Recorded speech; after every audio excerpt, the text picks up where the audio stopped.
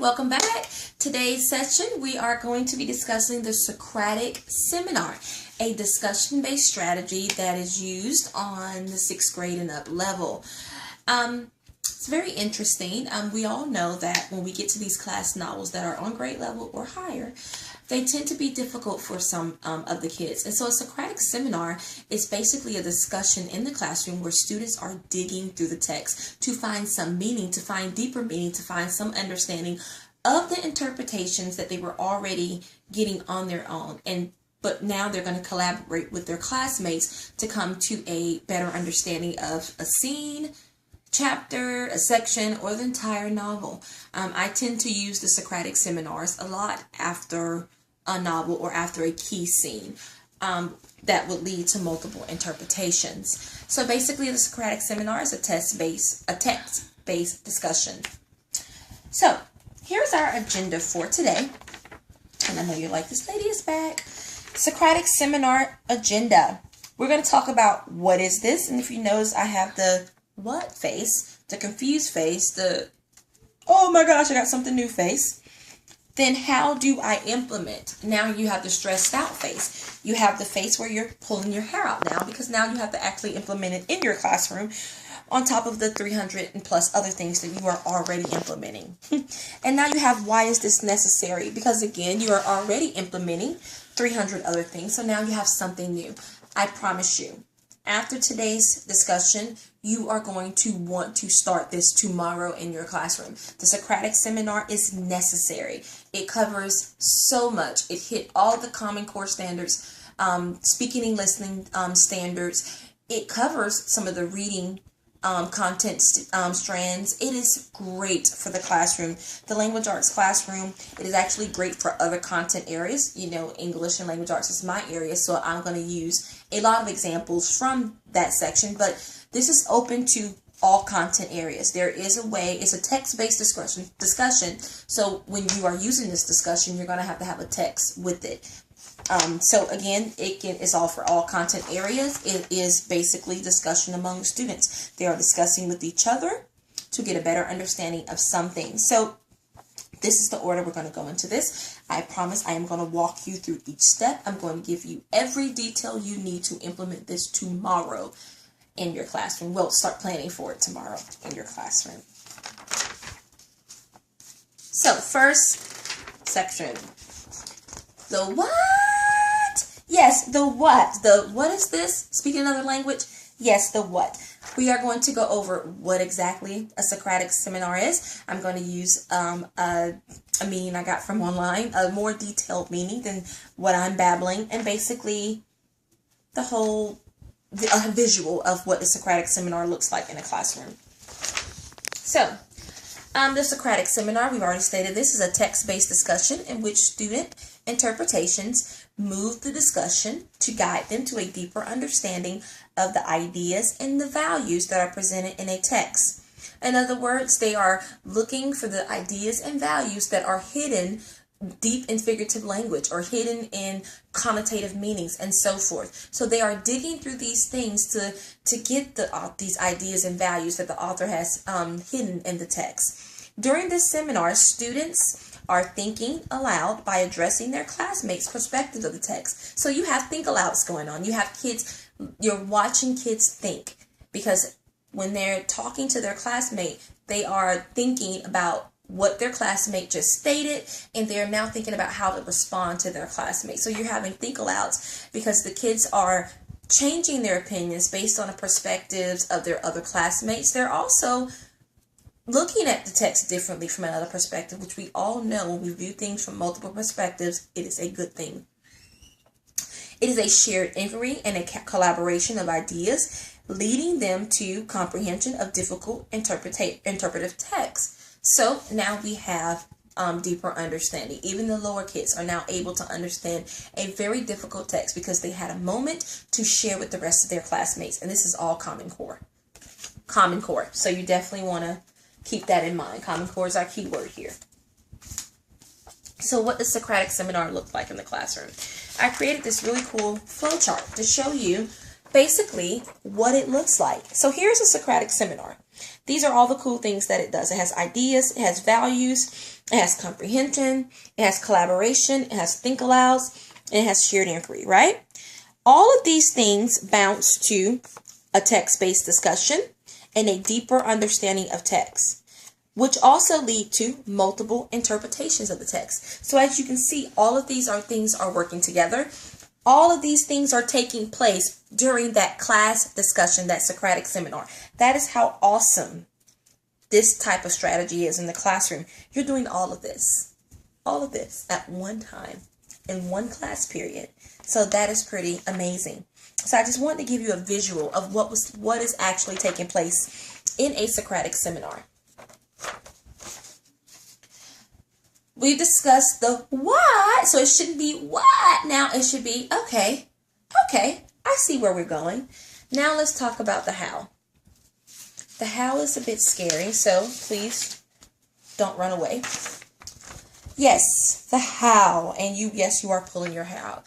This second step is very detailed, so make sure you're taking notes, or make sure if you have this video downloaded that you can revert back to it, because I am going pretty slow and I'm making sure that I'm organizing it by slides so you can keep up, because now we're getting into the nitty-gritty of the Socratic seminar. So I'm going to break down for you basically the phases of the Socratic seminar. So now we're going to talk about the how. The Socratic seminar has 3 phases. The first phase is called before the seminar. It's before the seminar. The second phase is during the seminar. The third phase is after the seminar. So as you can see, a student is dealing with a text before, they're dealing with the text during, and they're dealing with the text afterwards. So as you can see, there is no stop point. Usually we're used to kids reading the novel and stopping. No, not with a Socratic seminar, not with this type of discussion. We are interacting with that text before, during, and after a Socratic seminar. During the first phase of a seminar, which deals a lot with the planning, you have 4 types of major questions that you need to organize. Now, these type of questions we're going to go into great detail about later on. But the first question is what we call the starter question. And again, you're going to get more details on this in a little bit. But you have the starter question that you will plan. You have the move along question, something that's going to follow up that starter question. You have a closing question, a question that's going to bring the discussion full circle. Then you have a reflection question, something that takes place after the seminar. We're going to go into great details about all 4 types of questions. So that's something you want to keep in mind.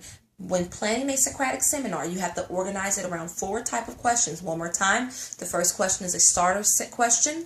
The second is a move along question. The third is a closing question. And the fourth is a reflection question. And we're going to go through all of them step by step. All right, so the first phase is before the seminar. We're now on before the seminar, the first phase. Before the seminar, you have to make sure the text is read, and that's a classroom management thing, so I usually will give a quiz to make sure that the text was read, whatever section that I wanted them to read. You need to make sure that they have a basic understanding of the text. This can literally be just the surface meaning. So, for example, my 10th graders just read Animal Farm. So if we're done with the novel and I want to discuss that major last scene. So to make sure that they read the entire novel so they can understand where I'm going, I might ask the basic question, what is the story about? A brief summary. This is something that's going to tell me a day before I plan this Socratic seminar, who actually read the text, or, so forth. Because you want to weed out those students that did not read the text and give them something, have them reading the text while you're going through the seminar in the library perhaps, or you plan to give them another day and then you postpone the Socratic seminar, whatever works for your classroom. But you want to make sure that the text was read. It will not go well if every student did not read the text. And again, they have to have a basic surface meaning understanding. They do not have to have a deep meaning. Just the basic. Basically, the who, what, when, where, why, and how. All right, another thing that I do before we get into the Socratic seminar, I like to pose my rules and procedures for a Socratic seminar, and I also model this behavior with my kids. I let them know the do's and the don'ts of it. So here's a sample rules and etiquette that is posted in the classroom, and we go through each one of these before we actually start the Socratic seminar. So for example, number one, do not raise hands. They're not raising their hands in a Socratic seminar. They are talking with each other. So there is no this or, Miss White this. No. They're talking to each other as if they were having a communication out there on the gazebos during break time. All comments are made toward members. They are to make sure they have eye contact. I look for that. That's something I evaluate when we're doing a Socratic seminar. The students are practicing speaking skills or social skills, so they have to make sure they're looking at the person they're talking to eye to eye. So when they address each other, that's something that you want to pay attention to, because, again, this is a discussion. We're getting them comfortable with speaking to each other and helping and working collaboratively with each other. Another rule I like to talk about is be open-minded. You have different views in a classroom, and we have to teach kids how not to be hostile about a view that is different from theirs. So we have to teach them how to be open to these different perspectives, and instead of taking them as if the kids just don't agree with you, take them as a different perspective. One of those, oh, I didn't think of things that way. So these are some of the things that we discuss before a Socratic seminar take place. I also have a specific seating chart for a Socratic seminar.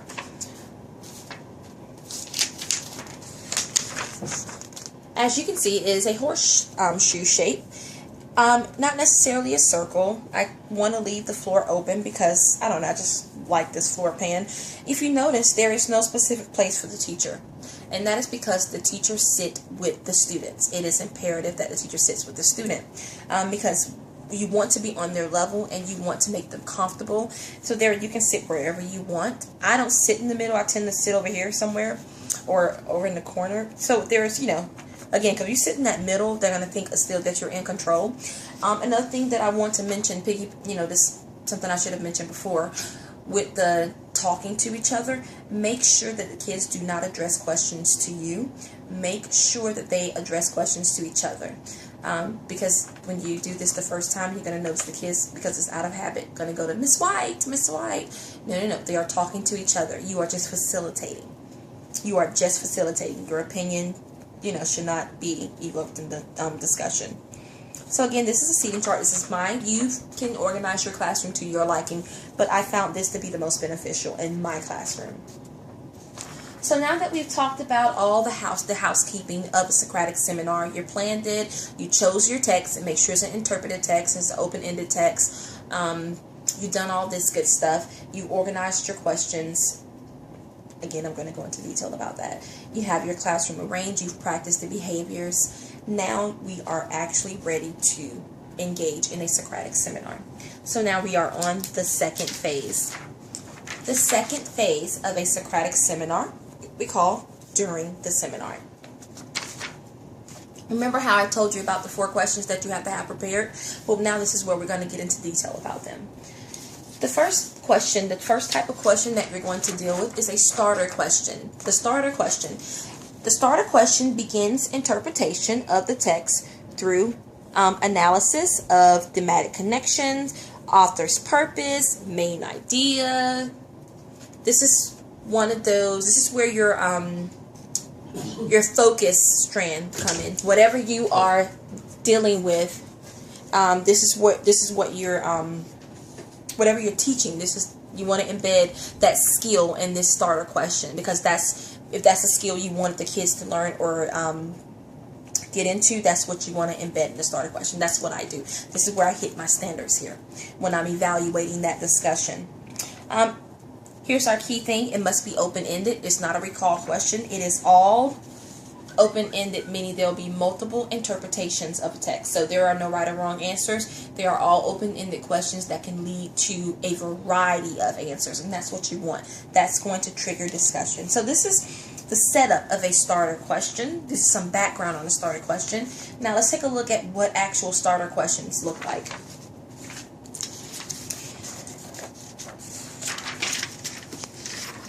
When you pose the starter question, I'm going to use Animal Farm.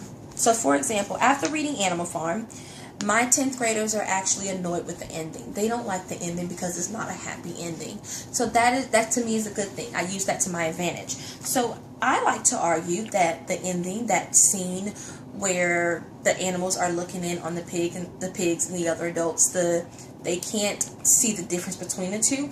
That is a key scene for Animal Farm. I like to argue that is the author's message. That is the author's overall viewpoint. I feel like that scene is where the author is criticizing leadership.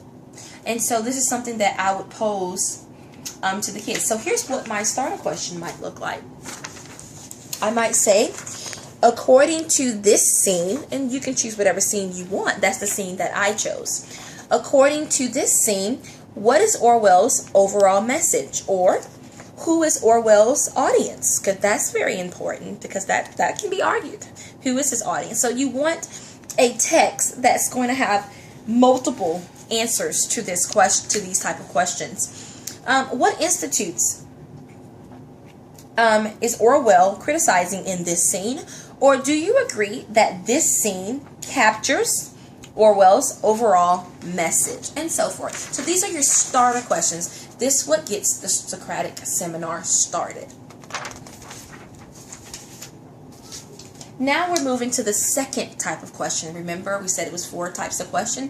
The second type of question is the move-along question. These type of questions will open the floor to various interpretations. They are what keep the discussion going. The move-along questions are usually follow-up questions to the starter question. Here's some more examples. This is another example of what a move-along question would look like. This is something that I would pose. I would say, well, where in the text do you feel supports statements? Move-along questions are usually your contextual evidence questions. That's how I like to model them. This is where the kids have to back up or support their statements. And they can support them when they say it during the starter question, but this is where I dig deeper for that textual evidence, teaching the kids how to go back to the text to support their opinions. So, okay, if the scene doesn't capture the message, which one does best at illustrating Orwell's point? So if someone challenged my starter question, then I'm going to challenge them to give me another scene that actually captures it. Or which one you think captures his message. Or, Kelly, do you agree with Jaquan's point, or elaborate? Then I start discussion between the kids. You know, well, Kelly, what do you think about Jaquan? Jaquan says no, that is not, and so on. So these are your move-along questions. There is no right or wrong way to structure these questions. This is just an example of how I move along a Socratic seminar. The third type of question is what we call the closing question. The closing question brings the discussion back full circle. These questions require the students to connect the discussion points back to current society. This is where the big idea questions come in really good. Or your essential questions.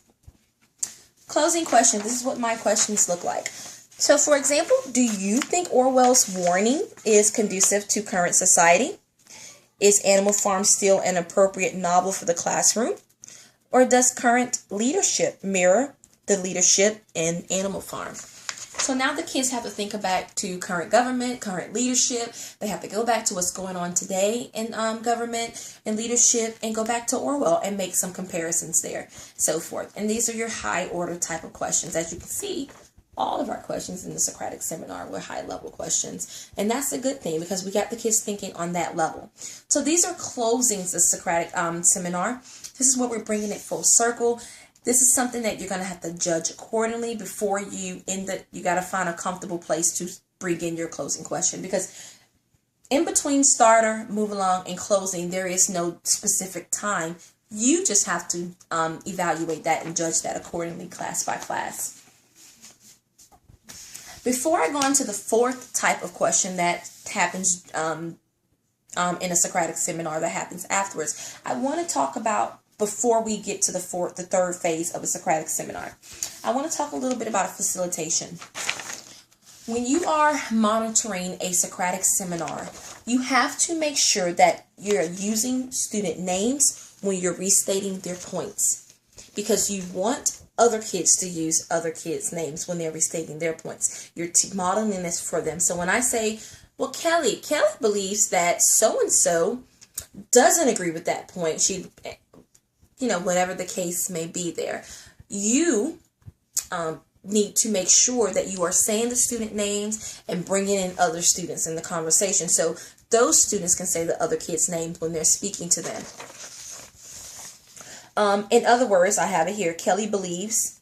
You also want to encourage students to ask each other questions, and you can jump in and facilitate this. Go back to Jaquan. Jaquan, what do you think about Kelly's point? Rodney, do you agree with Jaquan? Jaquan's not agreeing with Kelly. How do you feel about Kelly's? But this is where you facilitate that discussion. You get them talking to each other. This is your part. This is your role in the Socratic Seminar. So, Jaquan, what do you think about Kelly's statement? Whatever. We just discussed that. Monitor closely. Monitor closely. Because before we get to our next thing, you're going to be evaluating this. I don't know about you, but the Socratic Seminar, I grade. And I'm going to talk about grading the Socratic Seminar in just 1 second. I have an evaluation rubric. This is something that's also discussed before the seminar. It is also discussed during the closing. When I'm evaluating it, I have something like this on a clipboard. And as the kids speak, I check off things. And so this is how I evaluate the Socratic Seminar. Did they ask or answer or address a question or statement? Did they address at least one classmate or teacher directed question with textual evidence? Did they stay on topic, speak clearly, speak to each other, invite others into their conversation, that's them modeling my behavior. So this is something I create in Word, and I do a checkoff list. It's really quick. It doesn't take long. The first time it's going to be a bit difficult, but as soon as you get into a routine, the second Socratic Seminar that you put into effect should be a bit more effective. The kids see this before we do the Socratic Seminar. They see this beforehand, so they know what's expected of them.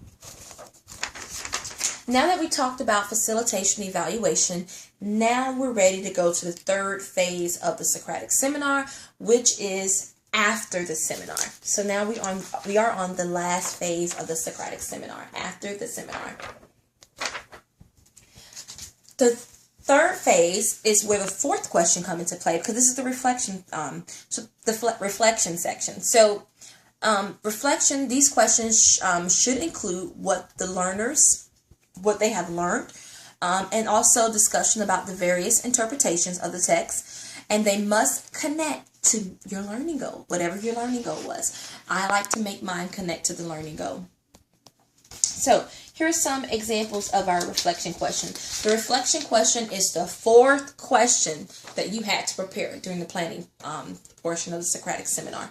The fourth question, and reflection always goes back to what did we learn and did we meet our learning goal for the day. So how did this activity in your understanding of overall purpose of text? So how did this activity aid in your understanding of overall purpose of text? Or what were some pros or cons of this activity?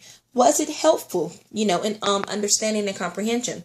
Were there some parts that you didn't understand before that your classmates made clearer? And they are to identify those classmates if they were, Kelly made a point about squealer that I didn't even think about. I didn't even think about squealer name. I didn't think about how the word squeal connects to squealer and so forth. That's reflection. The only step teacher input is necessary. This is where the teacher can add her input. We can share how we did during this, what we saw. This is where you want to talk and you give that praise to those kids that were bold enough to keep the discussion going. So this is where teacher input comes into place, and it's only about evaluating the Socratic Seminar. So now we have talked about what the Socratic Seminar is. We talked about how to implement it. Now we're going to talk about why. And honestly, I don't even think we need to talk about why, because you have to be impressed right now. But let's go back to the why. I'm going to go back and show you this diagram one more time because it's a key component in the Socratic Seminar. This is why. When I first showed you this diagram, you didn't hear all the details. You hear the details now. This is why the Socratic Seminar should be incorporated in your classroom. Look at everything that it's doing. This is what's happening. Multiple interpretations, a deeper understanding of the text is a text-based discussion. A text-based discussion that utilizes think alouds, collaboration, shared inquiry. We can evaluate comprehension, and we can dig deeper for those ideas and values that are hidden in the text. We are pulling them out. We are shoveling them out. This is why Socratic Seminar is a very great strategy to implement in your classroom. And honestly, I don't really think we need to be asking why. I think the real question now is, why isn't it necessary, or why isn't it required? So in the words of Socrates, I cannot teach anybody anything. I can only make them think. A Socratic Seminar is the perfect strategy in teaching kids how to think. Thank you today for joining me. I hope the Socratic Seminar goes extremely well in your classroom.